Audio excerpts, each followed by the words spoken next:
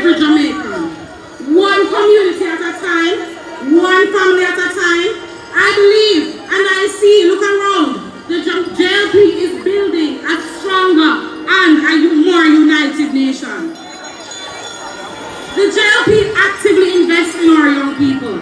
Building a Jamaican young professionals like yourself sitting in this room can be proud of.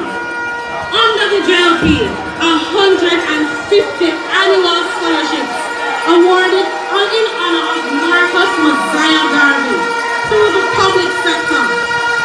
Listen, through the STEM program, they have provided 1,000 scholarships to the University of Technology and 1,250 scholarships were the teachers in the house to the Jamaica University College. Watching, I stand before you today